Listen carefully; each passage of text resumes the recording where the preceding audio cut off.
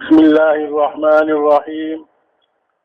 الحمد لله رب العالمين والعاقبة للمتقين والصلاة والسلام على أشرف الأنبياء والمرسلين وعلى آله وصحبه أجمعين، أما بعد.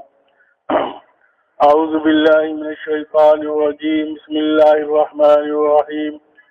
والعصر إن الإنسان لفي خسر إلا الذين آمنوا وعملوا الصالحات وتواصوا بالحق وتواصوا بالصبر. وقال تعالى: والذين جاهدوا فينا لنهدينهم سبلنا وإن الله لمع المحسنين. وقال تعالى: وذكر فإن ذكرى تنفع المؤمنين.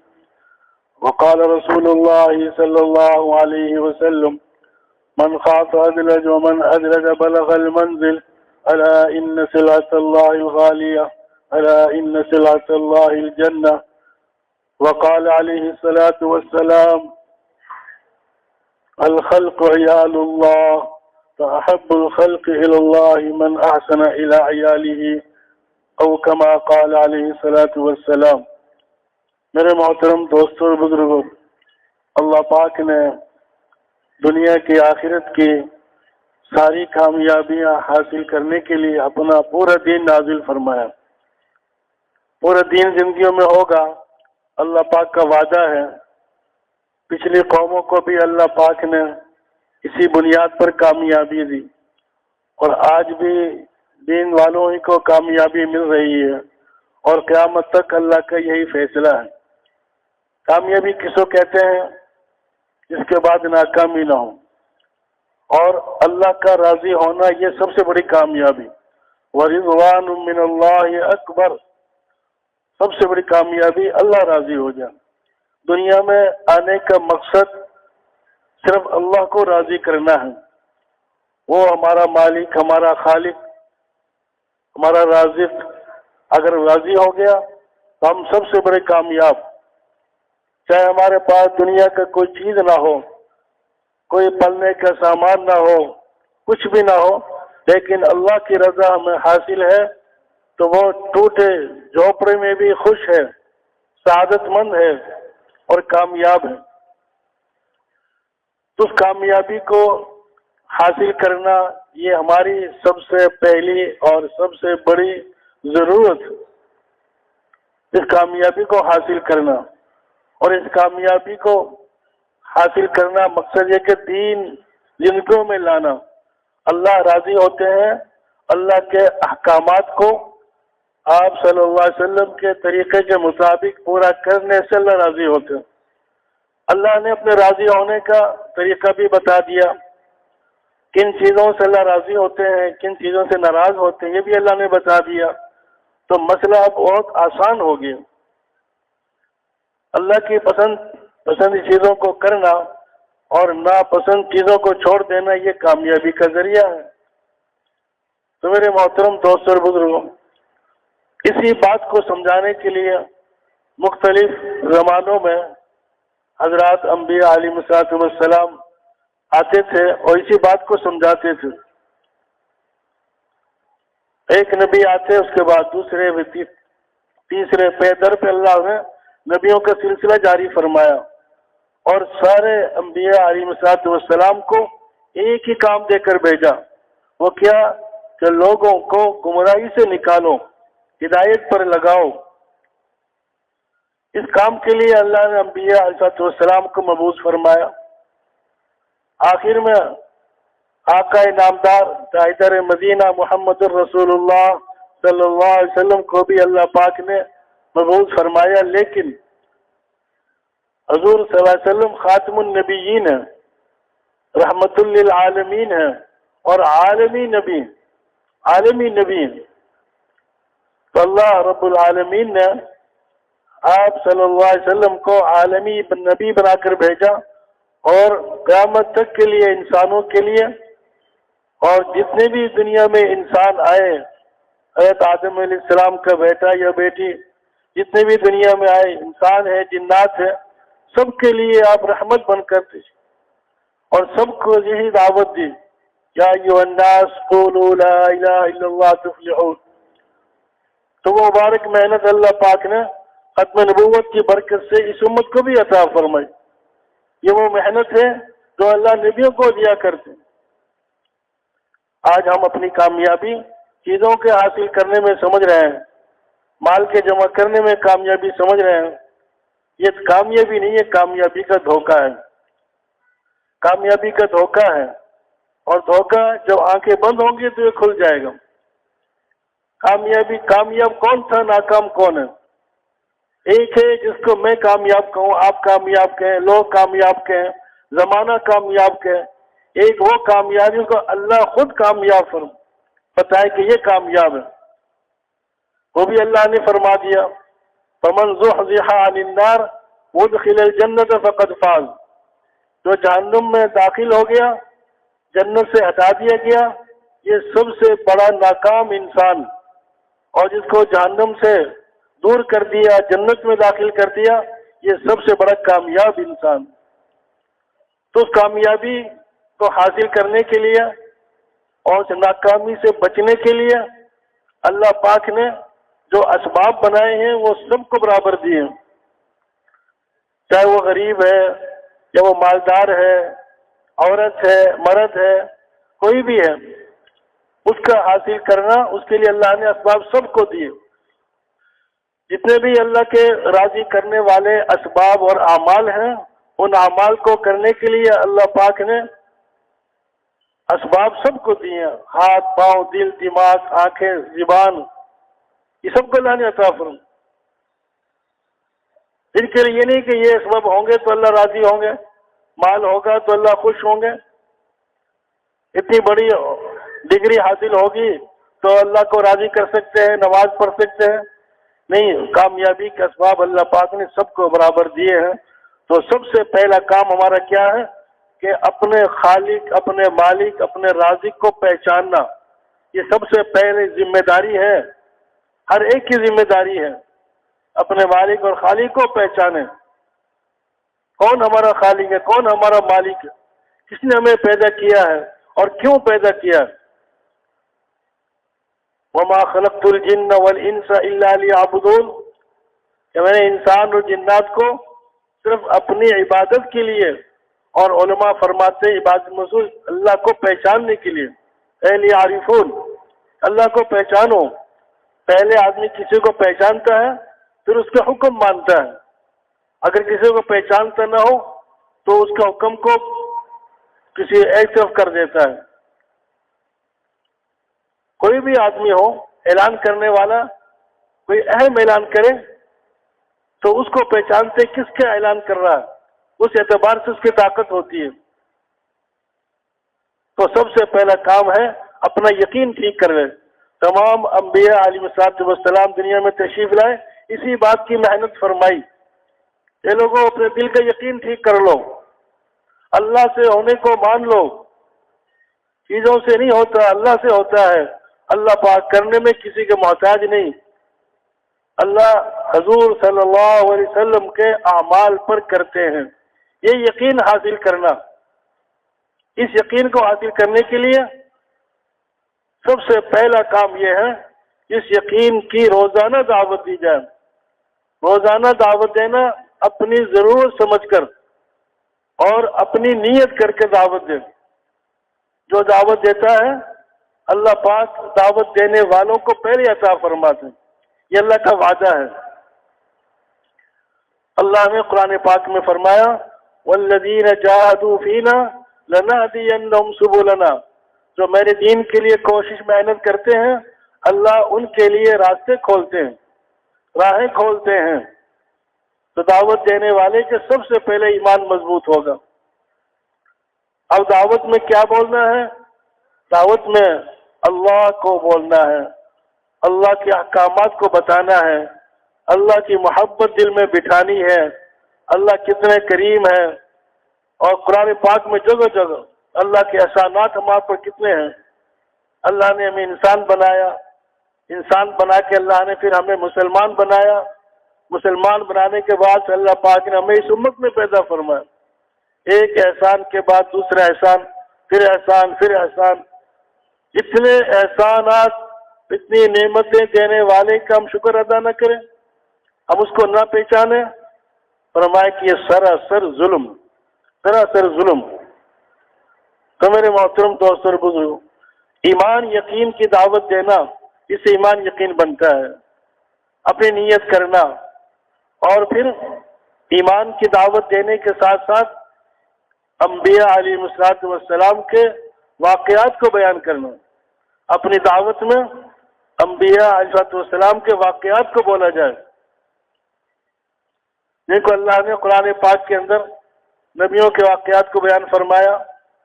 حضرت ابراہیم علیہ السلام کا واقعہ، حضرت موسیٰ علیہ السلام کا واقعہ تقریباً قرآن کے ہر سپارے میں اللہ نے بیان فرمایا۔ حضرت یونس علیہ السلام کا واقعہ، حضرت اسماعیل علیہ السلام کا واقعہ، یہ جو انبیاء علیہ السلام کے واقعات کو اللہ پاک نے قرآن میں بیان فرمایا، ان واقعات میں غور کرنا، علماء سے تحقیق کرنا، اور جب صحیح واقعہ ذہن میں آئے اب اس کی آگے دعوت دینا۔ سب سے پہلا کام یہ ہے۔ اب دعوت دیتے دیتے جو ہے شیطان چونکہ ہمارے ساتھ ہے، اور شیطان ہماری دعوت کو کمزور کرنے کے لیے ہمارے دل میں وساوس پیدا کرے گا۔ وہ کیا کہے گا کہ تم جس نبی کی واقعہ سنا رہے ہو یہ تو اللہ کے نبی تھے، یہ تو گناہوں سے معصوم تھے، یہ تو گناہوں سے پاک تھے، اللہ نے ان کی مدد فرمائی، یہ مدد ان کے ساتھ ہوئی۔ حضرت ابراہیم علیہ السلام کو اللہ نے آگ میں ڈلوا کر پھر بچا کر دکھایا، وہ تو اللہ کے خلیل تھے۔ حضرت موسیٰ علیہ السلام کو سمندر میں پار کر کر دکھایا، وہ اللہ کے نبی تھے، اللہ کے کلیم تھے۔ اس طریقے سے حضرت یوسف علیہ السلام کا واقعہ کنویں میں پہنچانے کے بعد اللہ نے نکالا، یہ واقعہ سنانے کے بعد اب شیطان ہمارے دعوت کو کمزور کرنے کے لیے یہ وسوسے ڈالتا ہے۔ پھر بیچارہ نئے نئے اعمال میں کمزور، اتنا ایمان نہیں بنا، وہ کہتا ہے بات تو صحیح ہے کہ وہ تو نبیوں کے ساتھ واقعات اور نبیوں کی اللہ نے مدد فرمائی، لیکن اللہ پاک سے آپ صلی اللہ علیہ وسلم نے جو مدد نصرت کے دروازے اللہ سے کھلوائے وہ بند نہیں ہوئے، وہ قیامت تک، اس لیے کہ آپ کی نبوت قیامت تک ہے، قیامت تک آپ کی نبوت جاری ہے، چاہے آپ دنیا میں تھوڑے وقت کے لیے تشریف لائے، 23 سال کا عرصہ آپ نے نبوت کا گزارا اور پھر آپ تشریف لیں گے، اور یہ ساری کائنات اور قیامت تک آنے والا زمانہ سب آپ کی محنت کا میدان ہے۔ تو جو مدد کا، نصرت کا، فتوحات کا دروازہ اللہ سے کھلوائے تھا وہ قیامت تک کھلا ہے، اللہ کا وعدہ ہے وَكَانَ حَقًّا عَلَيْنَا نَصْرُ الْمُؤْمِنِينَ، ایمان والوں کی مدد کرنا یہ ہمارے ذمہ ہے۔ وَكَذَلِكَ نُنْجِي الْمُؤْمِنِينَ، ایمان والوں کی مدد کرنا، نجات دینا یہ ہمارے ذمہ ہے۔ حضرت یونس علیہ السلام کو اللہ کے حکم سے مچھلی کھا گئی، مچھلی کے پیٹ میں، اور مچھلی کے پیٹ میں رہے اللہ نے کلمہ سکھایا، یہ کلمہ پڑھو، یہ کلمات پڑھو، لا الہ الا انت سبحانک انی کنت من الظالمین۔ جب یہ کلمات پڑھے اللہ نے ان کلمات کی برکت سے نجات عطا فرمائی، اور یہ بھی فرمایا اگر یہ کلمات نہ کہتے تو قیامت تک مچھلی کے پیٹ میں رہتے۔ تو فرمایا کہ وَكَذَلِكَ نُنْجِي الْمُؤْمِنِينَ، ہم ایسے ہی نجات دینے والے ایمان والوں کو۔ إِنَّا لَنَنصُرُ رُسُلَنَا وَالَّذِينَ آمَنُوا مَعَهُ، ہم رسولوں کی مدد کرنے والے ہیں اور جو ان کے ساتھ ہوتے ہیں ان کی مدد کرنے والے ہیں۔ حضرت یوسف علیہ السلام کو کنویں سے نکالا، اللہ نے پھر ان کو بہت بڑی عزت اور بادشاہت عطا فرمائی، یہ اللہ کا شرف۔ فرمایا إِنَّهُ مَن يَتَّقِ وَيَصْبِرْ فَإِنَّ اللَّهَ لَا يُضِيعُ أَجْرَ الْمُحْسِنِينَ۔ تو میرے محترم دوستوں اور بزرگوں، وہ اللہ نے جو مدد کا دروازہ اس امت کے لیے حضور کے زمانے میں کھولا تھا یا پچھلی امتوں پہ ایمان والوں پر کھولا تھا، اللہ نے وہ قیامت تک کھولا ہوا۔ پھر ایمان یقین کی دعوت دے کے اپنے ایمان یقین کو مضبوط کرنے کے لیے اس کی تصدیق کرنا کیا حق ہے، سچ ہے۔ اور تیسرا کام پھر یہ ہے روزانہ اللہ کے سامنے رو رو کر مانگنا، دعا مانگنا کہ اللہ ہمارے ایمانی بول کے اندر اس میں قوت پیدا فرما، اس میں روح ڈال دے، اس میں جان ڈال دے۔ یہ تو میں نے الفاظ ہی بولے ہیں، آج ہم دعوت دے کے مطمئن ہو جاتے ہیں، مجھے دعوت دینی آ گئی، میں نے 6 نمبر سیکھ لیے، مجھے ایمان یقین کی بات کرنی آ گئی، بہت مبارک، بہت اچھی بات ہے۔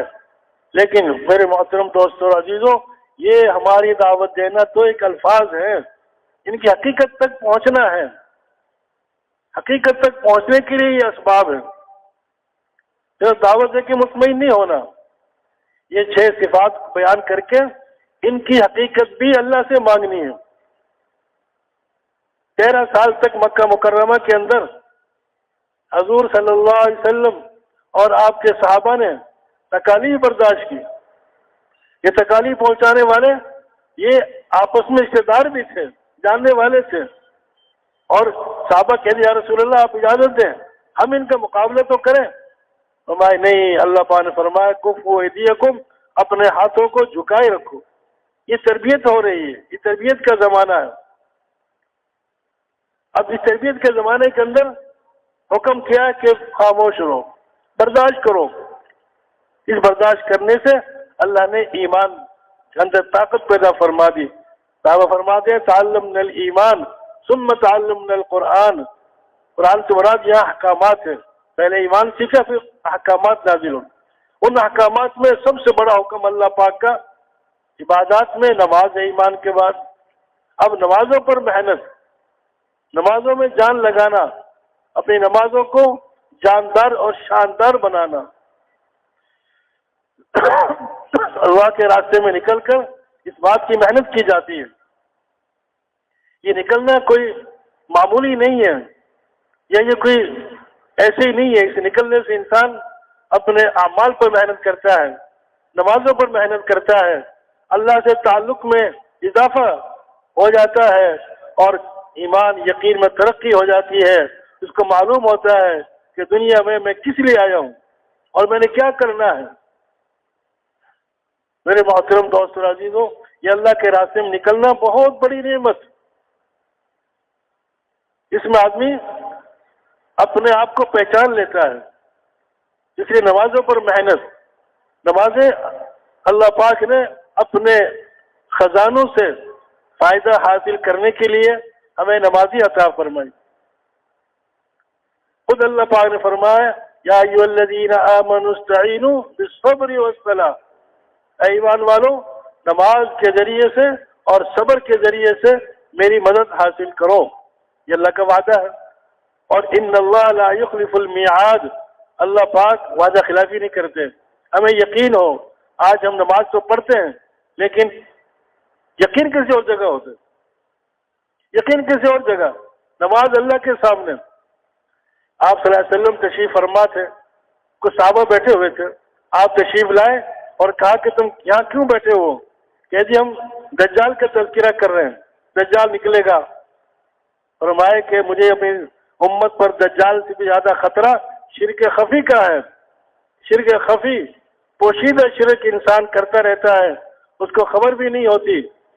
بہت ساری چیزیں ہیں، مثال کے طور پر ایک آدمی مسجد میں نماز پڑھ رہا ہے، اکیلے نماز پڑھ رہا ہے اور کوئی بھی نہیں ہے، اور نماز کیسی پڑھ رہا ہے؟ جیسی نماز پڑھتا ہے، تیز تیز، قیام بھی مختصر، رکوع بھی تھوڑا سا، جلسہ قومہ تو ہے ہی نہیں، تیز تیز نماز پڑھ کے 4 رکعت والی نماز تھی، 2 رکعت نماز پڑھ لی۔ اچانک دیکھا کہ مسجد کے کونے میں ایک آدمی مجھے دیکھ رہا ہے، اس کی نگاہ میری طرف ہے۔ اب اس نے بھی دیکھ لیا کہ مجھے دیکھ رہا ہے، اب اس کی نماز 2 رکعتیں تو جلدی جلدی پڑھ لی، اب 2 رکعتیں بہت آرام سے، بہت لمبی رکعت، بہت لمبا قیام، بہت لمبا رکوع۔ یہ کیا ہے؟ یہ شرک خفی یہ ہے کہ اللہ کے لیے کون سی نماز پڑھ رہا تھا اور مخلوق دیکھ رہی ہے، یہ تصور آیا تو کون سی نماز پڑھ رہا ہے۔ تو میرے محترم دوستوں اور بزرگوں، ہمارا ہر عمل کے اندر ہم اس کو دیکھ سکتے ہیں کہ میرے اندر کیا ہے، اندر کے یقین دیکھا جائے گا. وحصل ما فی الصدور، تمہارے سینوں میں کیا چھپا ہوا ہے. زبان پر جو کچھ بھی ہے، اور یہ زبان پر جو ہے یہ صرف دنیا کے اندر ہم کر سکتے ہیں. زبان کی کچھ اور بات ہے، دل کی کچھ اور بات ہے. یہ زبان دنیا میں ہو جائے گا، لیکن قیامت کے دن اللہ پاک دیکھ لیں گے. جو دل میں ہوگا وہ زبان پر آئے گا. یہ نہیں ہوگا کہ دل کی بات اور ہے، زبان کی بات اور ہے. اليوم نختم على افواههم وتكلمنا ايديهم وتشهد ارجلهم بما كانوا يكسبون. ہاتھ پاؤں مہر لگ جائے گی، ہر چیز میں مہر لگ جائے گی. اب اس کے جو ہے اعضاء بولیں گے اللہ فلاں گناہ کیا تھا، فلاں گناہ کیا تھا، فلاں گناہ کیا تھا. اب وہ کہے گا تمہیں کیا ہوا، تمہاری خاطر تو میں کرتا تھا اور تم میرے خلاف گواہی دے رہے ہو. کہا کہ اللہ بلوا رہے ہیں. اللہ نے مہر لگا دی، منہ بند ہو جائے گا. جو زبان سے الفاظ بولے تھے وہی زبان دنیا میں وہی بولے گا آدمی. اعضاء بولیں گے، ہاتھ بولے گا، پاؤں بولیں گے میں چل کر فلاں گناہ کیا تھا. ہاتھ بولے گا مجھ سے فلاں چوری کی تھی، فلاں نافرمانی کی مجھے استعمال کیا تھا. دماغ بولے گا، انسان کے اعضاء بولنے شروع ہوں گے. یہ حیران ہوگا کیا ہو گیا اس کو. تو اللہ پاک اس کے سامنے اس کا اعمال نامہ کھول کر دکھائیں گے. اقرا کتابک کفا بنفسک الیوم علیک حسیبا. اپنی کتاب خود ہی پڑھ لے اور اپنے لیے خود ہی فیصلہ کر لے، جو تو نے دنیا میں کیا تھا وہ لکھا ہوا. اب اس کے جو بھی کیا ہوگا عمل وہ لکھا جا رہا ہوگا. قیامت میں سامنے آ جائے گا. یہ کیا کہے گا، ما لهذا الكتاب لا يغادر صغيرة ولا كبيرة الا احصاها. کیا ہوا اس کتاب کو، اس میں تو چھوٹا گناہ بھی لکھا ہوا ہے، بڑا گناہ بھی لکھا ہوا ہے، کچھ چھوڑا ہی نہیں ہے. تو میرے محترم دوست اور عزیزوں، اللہ پاک نے ہمیں دنیا میں اسی لیے بھیجا ہے ہم سوچ سمجھ کر قدم اٹھائیں، سوچ سمجھ کر دن رات گزاریں، سوچ سمجھ کر شادی بیاہ کریں، سوچ سمجھ کر خوشی غمی کو منائیں. سوچ سمجھ کر ہم اپنے قدم اٹھائیں گے تو یہ آدمی کامیاب ہوگا، یہ آدمی کامیاب ہوگا. ورنہ تو لکھا جا رہا ہے جو کچھ بھی انسان بول رہا ہے. جھوٹ بولا تھا، ایک آدمی نے دعا کی یا اللہ مجھے دکھا تو دے پیسے کیسے لکھتے ہیں اور کیا لکھتے ہیں. تو پیسے دبادب لکھ رہے تھے. جن نے پوچھا کہ تم کیا لکھ رہے مجھے دکھا دو، انہوں نے وہ بھی لکھ لیا. جو انسان بولتا ہے لکھ لیتا ہے. کرامن کاتبین، جسے نمازوں پر محنت کر کے اگر نمازیں درست ہو گئی تو ساری زندگی درست ہو جائے گی. نماز ایسی ہو جو اللہ سے اللہ کی مدد کو عرش سے فرش پر لے آئے. کتنے واقعات سنتے رہتے ہیں. حضرت عبداللہ بن زبیر رضی اللہ تعالیٰ عنہ، عبداللہ بن زبیر رضی اللہ تعالیٰ عنہ نے حضرت عبداللہ بن جعفر سے کہا کہ حضرت میرے والد صاحب کی کاپی میں آپ کے ذمے 10 لاکھ درہم ہیں، یہ دینار ہیں، 10 لاکھ کا حضرت. تو عبداللہ بن جعفر رضی اللہ عنہ نے کہا کہ اچھا جب چاہو لے لو مجھ سے. پھر کچھ دن بعد کہا حضرت وہ غلطی ہو گئی، وہ تو ہمارے ذمے تھا، آپ کے 10 لاکھ ہم نے آپ کے دینے ہیں. عبداللہ بن جعفر رضی اللہ عنہ نے کہا کہ میں نے معاف کر دیے. کہا کہ حضرت ہمارے پاس ایک ٹکڑا ہے زمین کا، ہمیں مال غنیمت سے ملا تھا، وہ ٹکڑا زمین کا آپ ان کے بدلے میں لے لیں. چلو بہت اچھی بات. ٹکڑا دیکھنے گئے تو وہ بنجر زمین تھی، اس میں پانی نہیں تھا، کوئی فصل نہیں ہو سکتی تھی، ناقابل کاشت فصل تھی، وہ زمین تھی. وہاں چلے گئے، غلام سے کہا مسلح لاؤ، پانی لاؤ.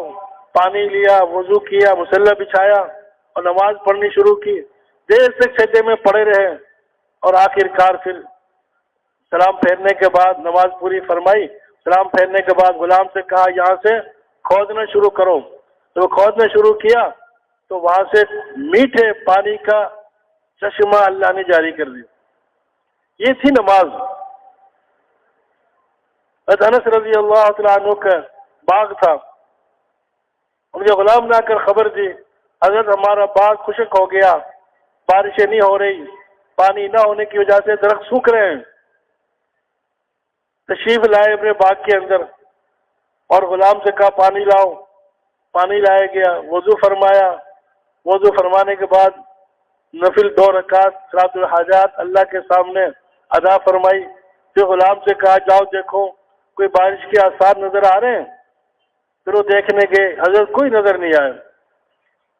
یہ ہے ایمان۔ آپ صلی اللہ علیہ وسلم نے جو ارشاد فرمائے وہ حق ہے، تو اللہ نے فرما دیا وہ حق اور سچ ہے۔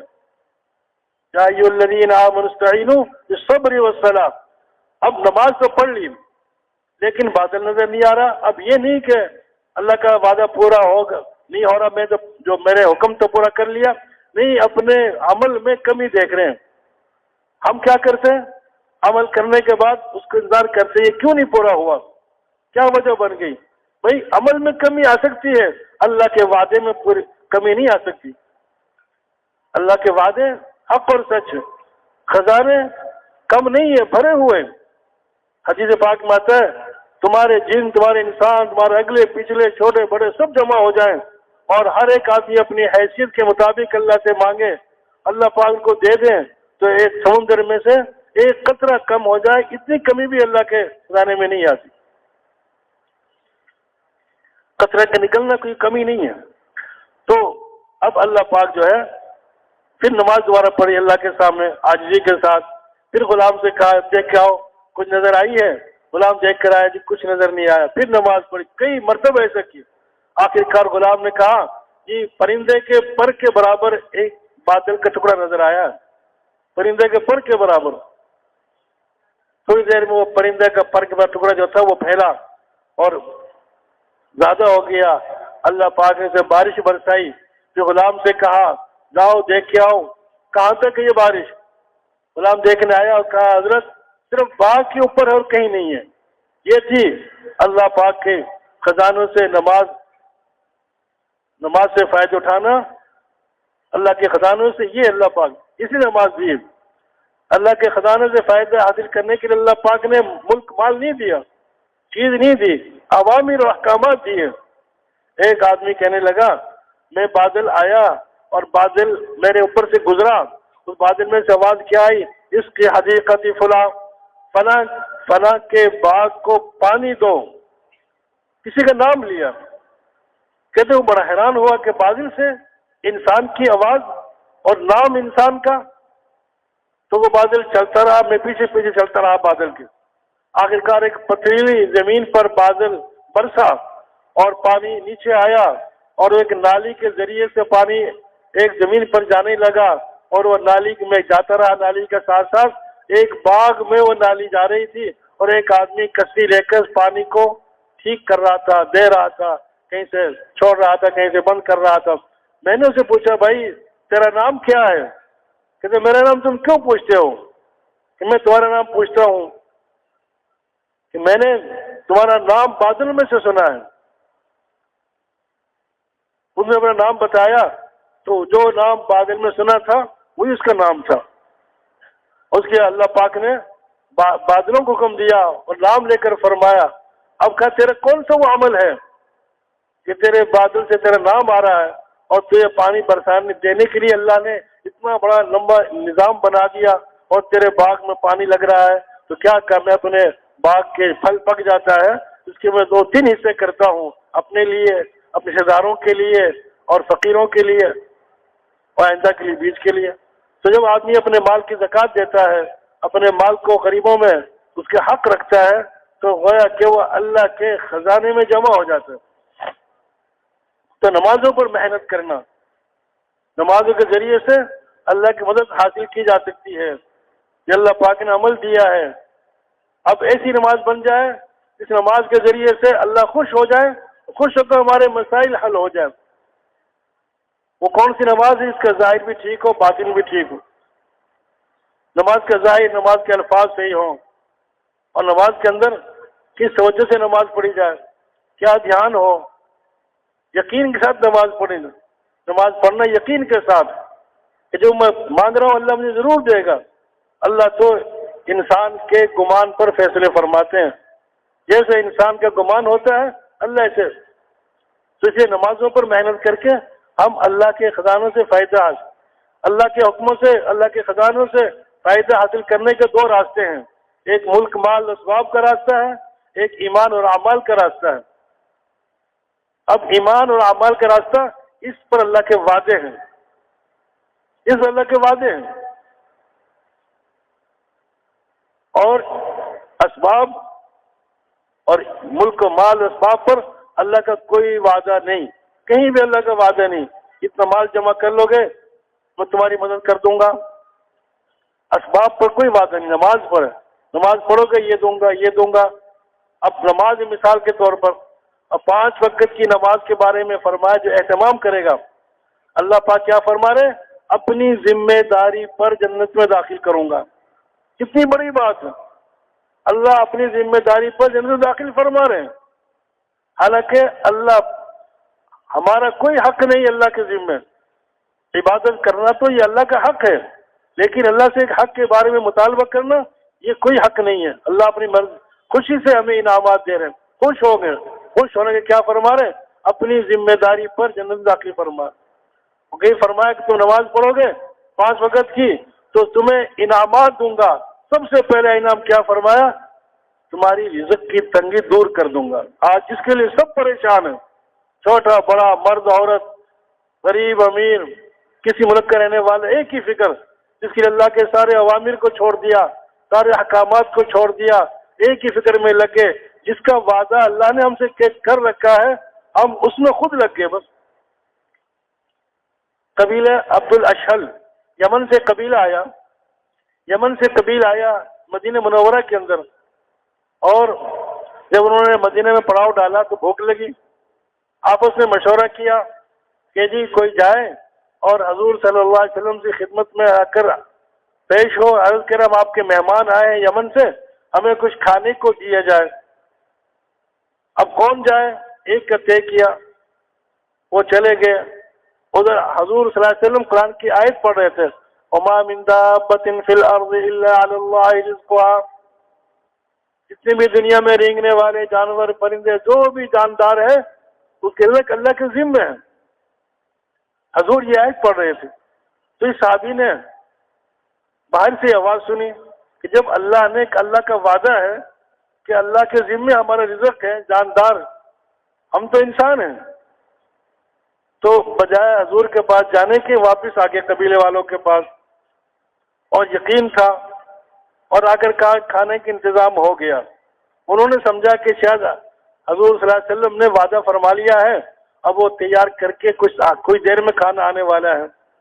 یہ آ کر بیٹھ گئے، تھوڑی دیر میں پتیلوں میں سالن، روٹی اس میں ڈال کے سرید کہتے ہیں، جو عربوں کی بہت اچھی غذا ہے، مطلوب اور پسندیدہ غذا، روٹی کو گوشت میں پکایا جاتا ہے، تو وہ لے کر آئے اور انہوں نے خوب کھایا۔ کھانا کثیر بھی تھا، لذیذ بھی تھا، مزیدار بہت تھا اور کھانا بہت زیادہ تھا۔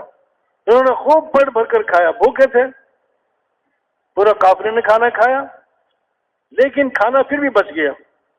جو کھانا بچ گیا، انہوں نے سوچا جس طرح ہم حضور صلی اللہ علیہ وسلم کے مہمان ہیں، اس طرح پتنی کتنے مہمان آتے ہوں گے حضور کے، تو یہ کھانا ہم حضور کو دے دیتے ہیں تاکہ اور مہمانوں کو بھی کھلا دیں۔ کچھ نے کہا کہ حضور کے پاس تو کھانا اللہ اور دیں گے، اللہ پاک دیتے رہتے ہیں، چلو ہمارے اگلے وقت میں کام آ جائے گا۔ انہوں نے کہا نہیں، جس اللہ نے ہمیں آج کھلایا کل بھی کھلائے گا۔ تو مشورہ یہ ہوا اس کھانے کو حضور کو واپس کر دیا جائے تاکہ ہر اور مہمانوں کو کھلائے، اور اس کے لیے ہم بھی ساتھ چلتے ہیں اور حضور کا شکریہ ادا کر دیں گے۔ اللہ پاک آپ کو جزائے خیر عطا فرمائے، اور اللہ آپ کو جنت کے کھانے کھلائے، ہمیں آپ نے کھانا کھلائے، شکریہ ادا کرنے چلتے ہیں۔ سارے قافلے والے حضور کی خدمت میں حاضر ہو گئے اور کہا کہ یا رسول اللہ پاک آپ کو بہت بہت جزائے خیر عطا فرمائے، آپ نے ہمیں کھانا کھلایا۔ کہ کون سا کھانا؟ کہ جی آپ کے ساتھی لے کر آیا ہمارے پاس کھانا، ہم نے کھانا کھایا۔ کہ میں نے تو کوئی کھانا نہیں بھیجا تمہارے پاس۔ وہ کہتے رہے بھیج آپ نے بھیجا ہے؟ حضور فرما رہے نہیں بھیجا۔ تو وہ جو صحابی کو بھیجا تھا نا، انہوں نے آگے بڑھ کر بات کی، یا رسول اللہ حقیقت یہ ہے مجھے میرے ساتھیوں نے آپ کے پاس بھیجا تھا کہ آپ سے کھانے کی درخواست کروں، لیکن آپ کی زبان سے میں نے یہ کلمات سنے، قرآن کی آیتیں سنی، وما من دابۃ فی الارض الا علی اللہ رزقها، تو یہ میں نے آج سنی تو میں نے کہا تو اللہ کے ذمے تو ہم کیوں حضور سے کہیں، ہم اللہ سے کیوں نہ کہیں، ہم تو پھر اللہ سے کہنے۔ کل حضور نے فرمایا کہ یہ نعمت رزق تھا، اللہ نے تمہیں کھلایا۔ تو میرے محترم دوست اور بزرگوں، پہلا وعدہ نماز پڑھنے پر رزق میں برکت۔ آج جو مشکل کام ہے وہ تو کر لیتے ہیں، صبح صبح منڈی جانا، وہاں سے سامان لے کر آنا، نیند چھوڑنا، سردی میں گرمی میں مشکلات کے اندر ہر حال میں جانا آسان ہے، لیکن 2 رکعت اللہ کے سامنے کھڑے ہو کر پڑھنا، فجر کی نماز کی 2 رکعتیں ہی ہمیں مشکل نظر آتا، حالانکہ اس میں اللہ کا وعدہ ہے، اس میں کوئی وعدہ نہیں ہے۔ اس کے بعد انسان کے ساتھ جو مسئلہ پیش آتا ہے وہ کیا؟ سب سے پہلے قبر میں جانا ہوتا ہے۔ اب پتہ نہیں کس کے لیے کس وقت تیار ہے قبر، آنکھیں بند ہوئی قبر میں، آنکھیں بند ہوئی اسی وقت قبر میں۔ اب قبر میں جو ہے انسان کے ساتھ معاملہ ہوگا، اور سب سے پہلے کام قبر کے اندر اس کے اعمال کی پوچھ ہوگی۔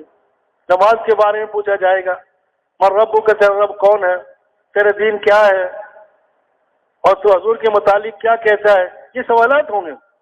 اب فرمایا کہ نماز کی برکت سے اللہ پاک قبر کی عذاب سے بچائیں گے، اور قبر کی عذاب سے اگر بچ گیا انسان وہ ہمیشہ کے لیے کامیاب، جس کے سارے مراحل اللہ اس کے لیے آسان کر دیں گے، سارے مسائل حل ہوں گے۔ اگر خدا نہ خواستہ اگر نماز اس کی صحیح نہ ہوئی اور نماز کے اندر وہ سستی کرتا رہا اور نماز کو چھوڑتا رہا، کبھی پڑھ لی کبھی چھوڑ دی، یہ نہیں، پابندی کا نام آیا، اہتمام کا نام آیا۔ حضور نے اہتمام کا کہا ہے، پابندی کے ساتھ نماز پڑھنا۔ تو سب سے پہلا وعدہ رزق کا، اس کے بعد بڑا وعدہ کیا؟ اللہ پاک اسے عذاب قبر سے بچائیں گے۔ اس کے بعد یہ تو عالم برزخ کا معاملہ ہے، قبر کی زندگی عالم برزخ کہلاتی ہے۔ اس کے بعد پھر حساب کتاب شروع ہوگا، اعمال نامے اس کے دیے جائیں گے، جیسے کہا نا اقرا کتابک کفا بنفسک الیوم علیک حسیبا، اپنی کتاب کو پڑھ لے، کتاب کو پڑھے گا اور وہ پچھتائے گا اگر گنہگار ہوگا، اور اس میں برائیاں زیادہ لکھی ہوں گی، فضول باتیں زیادہ لکھی ہوں گی، لایانی زیادہ لکھی ہوگی، تو وہ آدمی ناکام ہو جائے گا۔ اما من ثقلت موازینہ فهو فی عیشۃ راضیہ اما من خفت موازینہ فامہ ہاویہ۔ اعمال نامہ جھک گیا لیکن والا تو بہت بڑی کامیابی۔ اگر اعمال نامہ برائیوں کا جھکا تو پھر یہ حاویہ میں جائے، جہنم میں جائے گا۔ اس وقت انسان کو اللہ پاک اس کے اعمال نامے دیں گے، اور اس کا ہر آدمی کو اعمال نامہ دیا جائے گا، کسی کو سیدھے ہاتھ میں، کسی کو الٹے ہاتھ میں۔ اب اس وقت جس کو سیدھے ہاتھ میں مل گیا، اب وہ سب کو دکھاتا پھرے گا، دیکھو میں کامیاب ہو گیا اور مجھے کامیابی مل گئی، مجھے سیدھے ہاتھ میں اعمال نامہ مل گیا۔ یہ ہوگی نشانی کامیابی کی، ساری دنیا کے انسان دیکھ رہے ہوں گے، ساری دنیا کے انسان پہچانتے ہوں گے آج فلاں کامیاب فلاں ناکام۔ اس وقت انسان کی کامیابی فرماتے ہیں کہ کوئی بھی عذاب نہ ہو، صرف یہ ناکامی اور یہ سب کے سامنے آئے گی، یہ بہت بڑی ذلت کا عذاب ہے۔ تو میرے محترم دوست اور بزرگ، پھر اللہ پاک جو ہے پل صراط سے گزاریں گے، وہاں سب نے گزرنا ہے۔ وَإِن مِّنكُمْ إِلَّا وَارِدُهَا، ہر ایک نے گزرنا ہے پل صراط۔ نیچے جہنم ہے، اوپر پل ہے، بال سے باریک تلوار سے تیز، ہر ایک نے گزرنا ہے۔ اپنے گناہوں کی نحوست سے کوئی آہستہ گزرے گا، کوئی ٹھوکریں کھائے گا، کوئی گر جائے گا، کوئی پیدل چال چلے گا، کوئی جانور کی چال، کوئی پرندے کی چال، اور کچھ ایسے نیک بخت ہوں گے جو بجلی کی طرح گزر جائیں گے۔ تو یہ اللہ کا وعدہ ہے نماز کے اوپر کہ جو اس طرح 5 وقت کی نماز کی پابندی کرے گا، اللہ پاک اس کو اس پل سے بجلی کی طرح گزار دیں گے، اور پھر سب سے بڑا حساب کتاب اللہ پاک اس سے نہیں لیں گے، بغیر حساب کے جنت داخل فرمائیں گے۔ تو یہ کتنے بڑے بڑے انعامات ہیں اللہ کی طرف سے۔ اللہ کے نبی نے فرمایا ہے، حق اور سچ ہے، اس میں ذرہ برابر بھی جھوٹ نہیں ہو سکتا، کوئی کمی نہیں آ سکتی، جس طرح فرمایا ایسے ہی ہے۔ تو ہمیں یقین ہو، اس لیے ایک تو اپنی نماز پڑھنا، ایک امت کے ان لوگوں کی فکر کرنا جو بیچارے نماز میں سستی کر لیتے، ان کے پاس جانا، بے غرض ہو کے جانا، ان کی منتیں کرنا۔ حدیث پاک میں آتا ہے جس نے جان بوجھ کے نماز چھوڑ دی، گویا کہ اس کا مال اسے گھر اہل ویال اسے گھر سب کچھ چھین لیا گیا ہو، کتنا بڑا نقصان ہو گیا۔ میرے محترم دوست اور بزرگوں، آپ صلی اللہ علیہ وسلم اس امت کے نبی بن کر تشریف لائے اور آپ صلی اللہ علیہ وسلم نے محنت فرمائی۔ آپ کی محنت مکہ کی گلیوں میں ہوا کرتی تھی، ایک ایک کے پاس جایا کرتے تھے اور کہتے تھے اے لوگوں میری بات سن لو، کلمہ پڑھ لو، کامیاب ہو جاؤ گے۔ لوگ برا بھلا کہتے تھے لیکن آپ صلی اللہ علیہ وسلم نے کبھی نہیں اس کام کو چھوڑا۔ سارے قریش والوں نے زور لگا لیا، سارے قریش والے جمع ہو کر آگے، آپ ہم سے کیا چاہتے ہیں؟ اگر آپ مال چاہتے ہیں ہمارا مال حاضر ہے، آپ سب سے زیادہ مالدار بن جائیں گے، ہمیں اس کام کے لیے بھیجا ہی نہیں گیا۔ آپ سرداری چاہتے ہیں تو ہم حاضر، آپ سردار بن جائیں، ہمیں اس کام کی مجھے بھیجا ہی نہیں گیا۔ آپ عورتوں سے نکاح کرنا چاہتے ہیں، ہم قریش کی 10 عورتیں لا کر آپ کے پاس جمع کر دیتے ہیں، آپ جسے چاہے نکاح کر لیں، ہمیں اس کام کے لیے بھیجا ہی نہیں گیا۔ آپ کو کوئی بیماری ہو گئی ہے، کوئی بیماری نہیں ہوئی، آپ کو سحر ہو گیا ہے، ہم آپ کا علاج کرانے کے تیار ہیں، مجھے کوئی سحر نہیں ہوا، میں تو اس کام کے لیے آیا ہوں کہ سارے لوگوں کو جہنم کے راستے سے بچا لوں اور جنت میں لے کے چلے جاؤں۔ یہ آپ کی دعوت تھی۔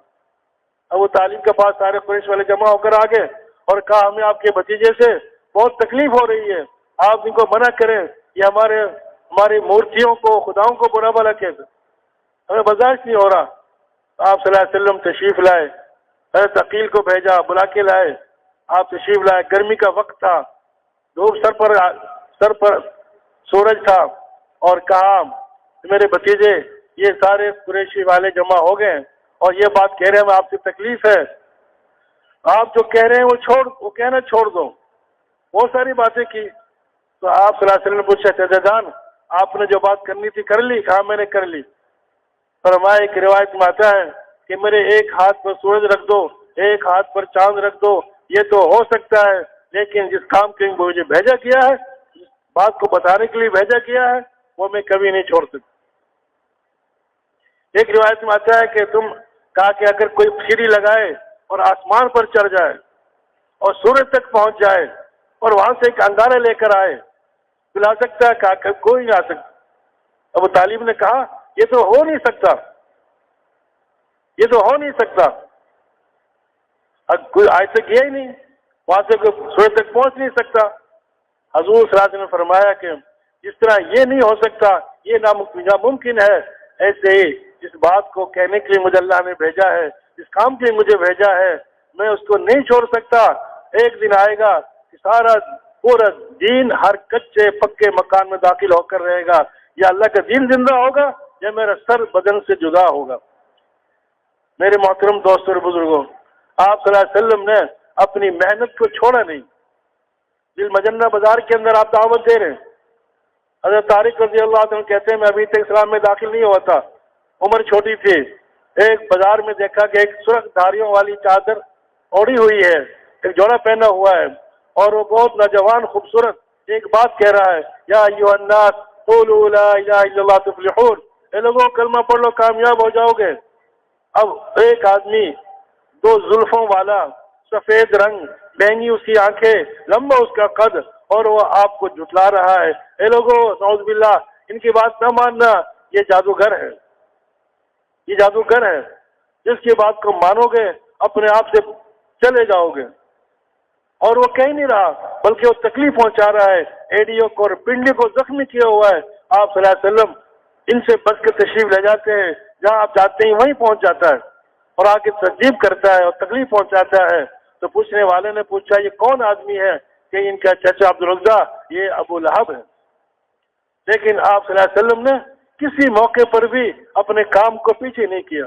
پھر آپ کی تسلسل کی محنت کی برکت سے وہ لوگ جو یہ کہا کرتے تھے کہ ہم اگر آپ آسمان پر چڑھ جائیں اور سیڑھی لگا کر چڑھ جائیں اور وہاں سے اللہ کے پاس سے ایک عہد نامہ پرچہ لے کر آئے جس میں اللہ پاک کہہ دیں کہ ہمارا رسول ہے اور آپ کے ساتھ 2 فرشتے بھی آئے آپ کی تصدیق بھی کریں، تو بھی ہم ایمان لانے والے نہیں ہیں، ایسے لوگ کہنے والوں کو بھی اللہ نے ہدایت دی، ایسے لوگوں کو بھی اللہ نے ہدایت دی۔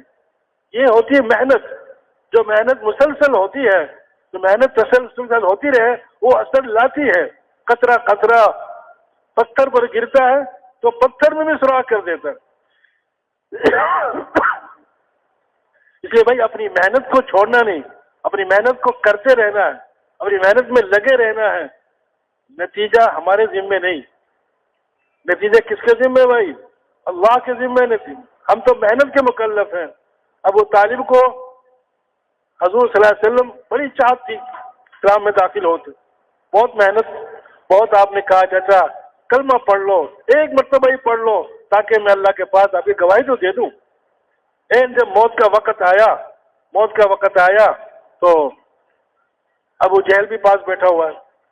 ابو جہل کہہ رہا ہے کہ اپنے باپ دادا دین کو نہ چھوڑنا، موت کے ڈر سے اپنے باپ دادا کے دین کو نہ چھوڑنا. اور آپ کیا فرما رہے ہیں؟ چچا جان آپ کلمے کو پڑھ لو، ایک مرتبہ، ایک دفعہ پڑھ لو. ابو جہل منع کر رہا ہے.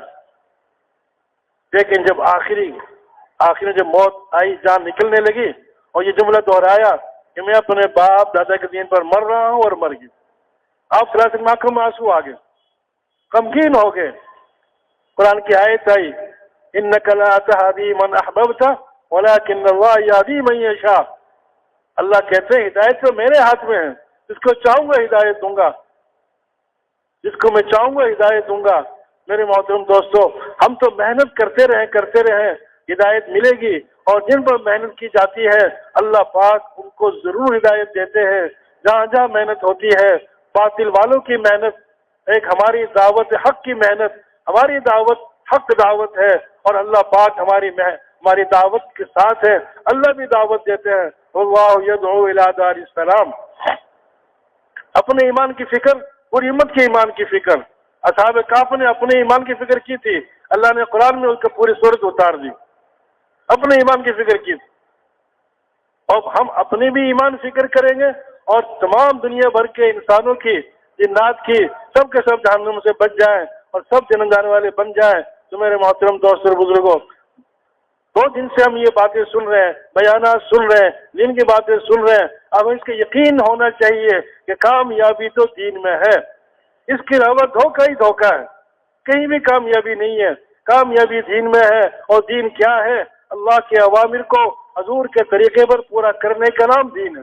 یہ اتنی سی بات ہے، بس اسی کو بولنا ہے، اسی پر خود کو اپنے آپ کو لانا ہے اور اسی کے لیے دور سے دور جانا ہے کہ اللہ پاک ترس آ جائے.